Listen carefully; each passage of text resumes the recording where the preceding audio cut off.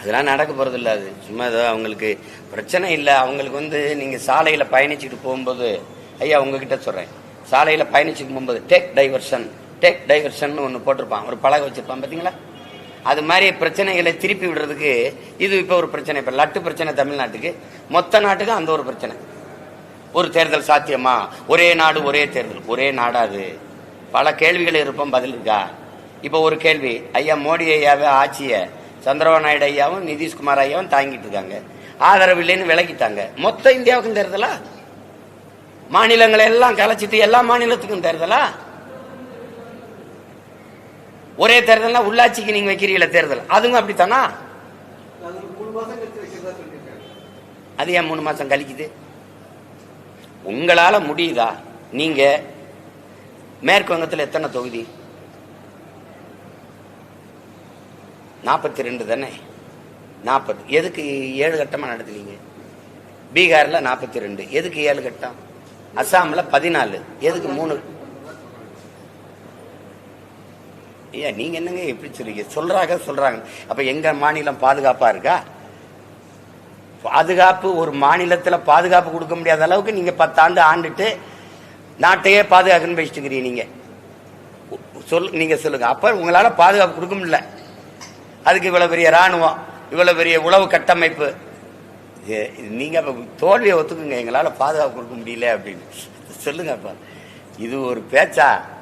நீங்க உங்க வசதிக்கு ஒவ்வொரு தெருவுக்கு ஒரு தேர்தல் வச்சுக்கிறீங்க, எங்களுக்கு ஒரே கட்டமா வைக்கிறீங்க. ஏன்? எங்களை போல பிள்ளைகள் எப்படி பாருங்க, முத நாள் சின்னம் கொடுக்குற, 20 நாள் தான் 40 தொகுதிக்கு வேலை செய்ய நேரம் கொடுக்குற, அதுல நாங்க 20 தொகுதிக்கு ஓடி ஓடி போய் வேலை செய்யணும். நீ கோடிக்கணக்கா கொட்டி வச்சிருக்க, 50 கோடி 60 கோடி முதலீடு செய்யற, நாங்க 5 லட்சம் 10 லட்சம் செலவுன்னு படாத பாடுபடுறோம். அப்ப ஜனநாயகம், சம வாய்ப்பு அதெல்லாம் பேசுறீங்களா? எங்க இருக்கு? சம உரிமை எல்லாம் பேசுறீங்களா? எங்க இருக்கு? ஏதாவது ஒரு பதில் சொல்லக்கூடாது. எங்க பாதுகாப்பு கருதினா அது தென் மாநிலங்கள்லாம் ஒரே கட்டமா நடக்கும்போது பாதுகாப்பா இருக்கு. அப்ப தென் மாநிலங்கள் ஒத்துக்கிறீங்க? இப்ப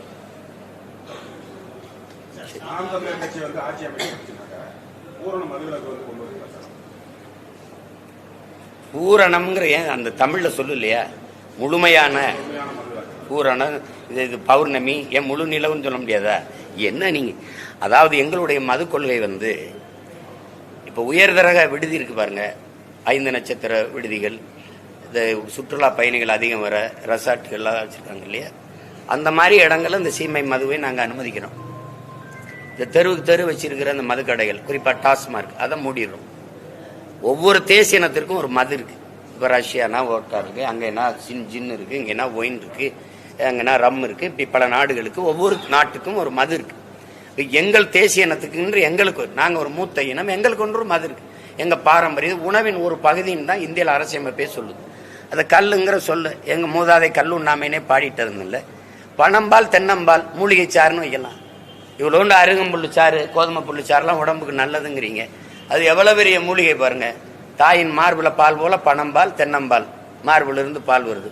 கல்லு கடை, பனம்பால் தென்னம்பால திறந்துடுறேன், இதை மூடிடுறேன், அவ்வளவுதானே. இதான் எங்க மது கொள்கை. திறக்கிறோம்.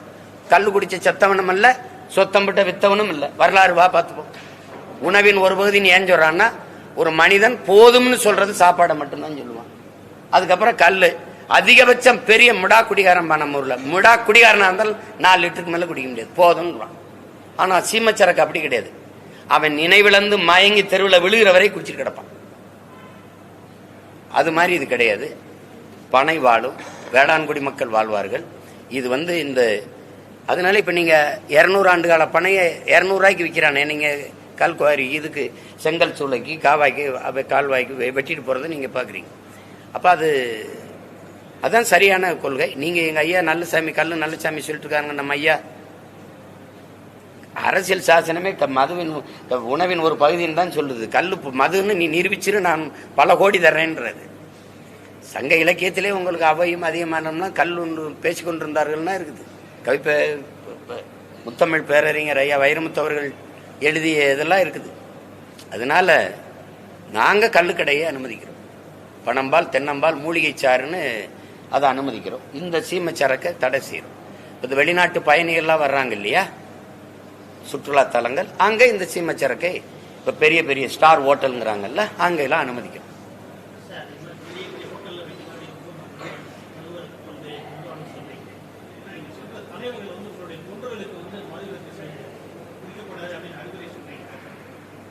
சொல்றோம்ல, எழுதுறாங்கல்ல பத்திரிகையில, மது வாடையே இல்லாத மாநாடு நடந்ததுன்னா நாம் தமிழர் கட்சி மாநாடுன்னு எழுதுனது உங்களுக்கு அனுப்பட்டா அத்தனை ஆயிரக்கணக்கான லட்சக்கணக்கான 2 லட்சம் 3 லட்சம் பேர் கூடின இடத்துல ஒரு கடையில குடிச்சிட்டு தகராறு பண்ணா, ஒரு இடத்துல சாப்பிட்டு காசு கொடுக்காம போனா அப்படின்னு செய்தி நீங்க படிச்சதுண்டா? ஒழுங்கா வருவார்கள், ஒழுங்கா செல்வார்கள்.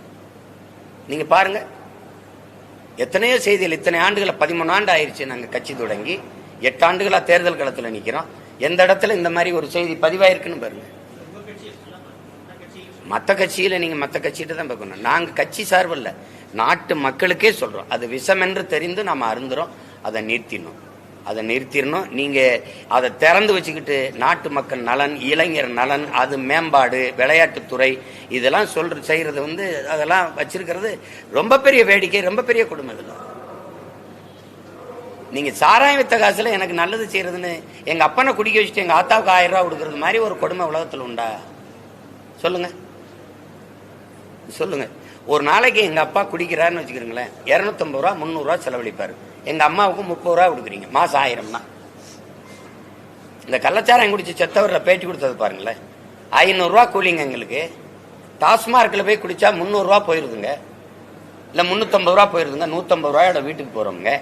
சாராய பொட்டலம் 60 ரூபாங்க, 2 பொட்டலம் குடிச்சா 120 ரூபாங்க. மீதியை வீட்டுக்கு எடுத்துட்டு போயிடுறோம்ங்க. அதனால நாங்க இதை குடிச்சோம்ங்கன்ற அது பேட்டியில இருக்குது. அந்த நீங்க பார்த்திருப்பீங்க.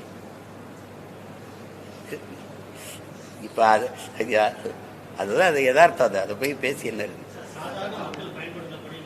இப்ப நாங்க சொல்றோம், நான் சொல்றேன், இப்ப எங்க அண்ணன் திருமாவளவன் சொல்றாரு, அல்லது ஐயா அன்புமணி, நாங்க எல்லாரும் சொல்றோம். அரசு சொல்லுதா? நாட்டை ஆள்கிற அதிகாரம் சொல்லுதா? குடிக்கிற டாஸ்மார்க் வியாபாரம் குறைஞ்சிருச்சுன்ட்டு அந்த விற்பனை மேலாளர்கள், விற்பனையாளர்களை இடைக்கால பணி நீக்கம் செஞ்சீங்களா? செய்யல. குடிக்க ஏண்டா வியாபாரம் நீ அதிகமா பண்ணல? குடிக்க வரவ எண்ணிக்கை ஏன் குறைஞ்சதுன்னு அவர்களை இடைக்கால பணி நீக்கம் செஞ்சீங்களா? செய்யல. இது ஒரு பெரிய குற்றமா என்ன? அவ குடிக்க வரலங்க, குடிக்க வந்தா தானங்க ஊத்தி கொடுப்பாங்க.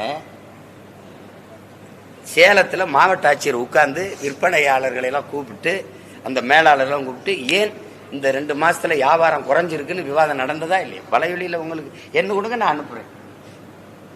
ஏன் அரசு பள்ளி கல்லூரிக்கு வர்ற மாணவர் எண்ணிக்கை குறைஞ்சிருக்கு? ஏன் இந்த தனியாருக்கு நம்ம இவ்வளவு பெரிய அரசு நம்மளுடைய விழுக்காடு, தேர்ச்சி விழுக்காடு குறையுது? அப்படியெல்லாம் விவாதிச்சா ஒரு ஆரோக்கியமான நாடா போகுதுன்னு அர்த்தம். எப்படி வியாபாரம் சரக்கு விற்கிறது குறைஞ்சிருச்சுன்னா எப்படி எடுத்துக்கிறீங்க? எங்களை சொல்றீங்க?